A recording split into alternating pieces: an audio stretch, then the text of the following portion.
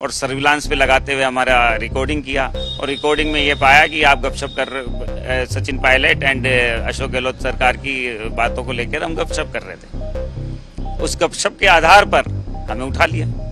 उस समय कहा गया किसी अपराधी को वो खोज रहे थे, उस अपराधी को खोजने के दौरान आपकी बातचीत उन्होंने सुनी। अरे अपराधी को खोज रहे थे तो अपराधियों का लगाना चाहिए था। इतने बड़े साजिश में देशद्रोह में अरेस्ट हुए, आपसे 2 दिन के अंदर आपको जेल भेज दिया गया और छोड़ भी दिया गया। छोड़ा ना, ये हकीकत है ना। ये कहानी आपको अजीब नहीं लगती है ना कि भाई बिना मतलब हमें क्यों तो पकड़ा, क्यों तो छोड़ा और क्यों फिर वापस एफआईआर लिखी। टारगेट सचिन पायलट थे। अब टारगेट इनके हिसाब से कोई भी हो, पर हम तो नहीं थे। आदमी अपना समय व्यतीत करने के लिए इधर उधर दोस्तों से सचिन पायलट से बातचीत नहीं हुई। बीजेपी किसी बड़े नेता से नहीं। आपको लगता नहीं कि बड़ी आश्चर्यजनक मामला? अभी एफआईआर लगाने में क्या लिखा है?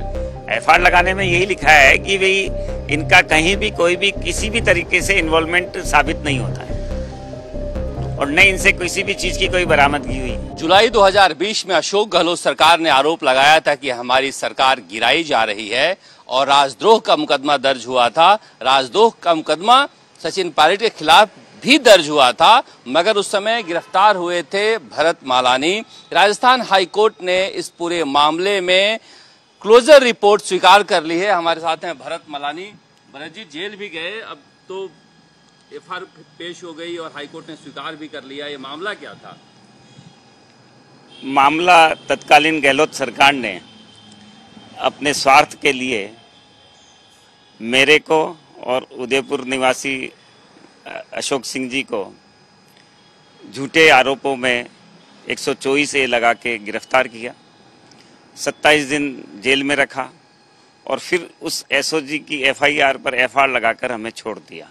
छोड़ भी दिया बिना कोई जुर्म साबित हुए हमें छोड़ा और दूसरे दिन और एक नई एफआईआर लिखी एसीबी में धारा 8 और 12 के अंतर्गत। उसमें राजद्रोह का मुकदमा नहीं रहा? नहीं, उसमें राजद्रोह का मुकदमा नहीं रहा। ये पहले वाला एसओजी ने दर्ज किया था, उसमें राजद्रोह का मुकदमा था। बिल्कुल। हम उस मुकदमे के खिलाफ 482 के अंतर्गत उसको क्वेश कराने के लिए हाईकोर्ट गए।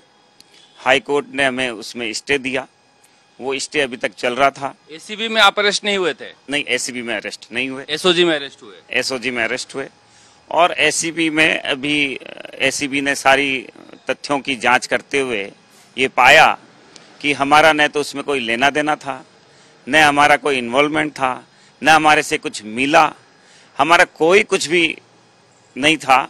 उसके बावजूद हमारे को अशोक गहलोत सरकार ने उठाया। महेश जोशी जी की एक रिक्वेस्ट के आधार पर एक एएसपी ने एफआईआर दर्ज कराते हुए हमें पनिशमेंट दिया और बिना मतलब हमारा जो जिंदगी जो है वो बेकार करी पिछले 5 सालों से। ये आप लोगों पर क्या आरोप था? हमारे पर आरोप तो यही लगाया कि भाई मैं और अशोक सिंह जी मिलकर इस सरकार को अस्थिर कर रहे हैं।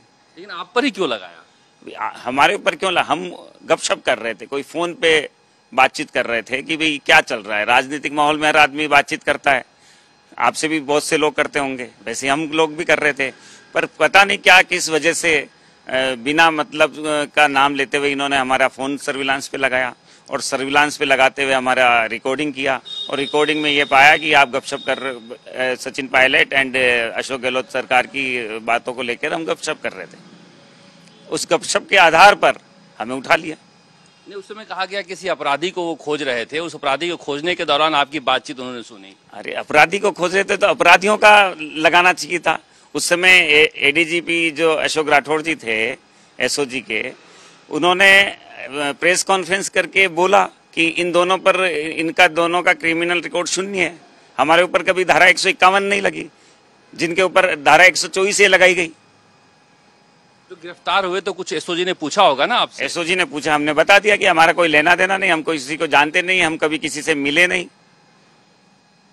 बिना मतलब हरेसमेंट करते हुए हमारे को आधार बनाते हुए टारगेट किसी और पे था। समझ में नहीं आता कि एक इतने बड़े साजिश में देशद्रोह में अरेस्ट हुए, आपसे 2 दिन के अंदर आपको जेल भेज दिया गया और छोड़ भी दिया गया। छोड़ा ना, ये हकीकत है ना। ये कहानी आपको अजीब नहीं लगती है ना कि भाई बिना मतलब हमें क्यों तो पकड़ा, क्यों तो छोड़ा और क्यों फिर वापस एफआईआर लिखी। तो टारगेट सचिन पायलट थे। अब टारगेट इनके हिसाब से कोई भी हो, पर हम तो नहीं थे। पर हमारे को टूल बनाते हुए अशोक गहलोत सरकार ने सब अपना खेल जो भी करना था वो किया। आप लोग उस समय आरोप लगाया कि वसुंधरा राजे से बहुत दोनों के अच्छे संबंध है, भरत जी की भी और अशोक सिंह की भी।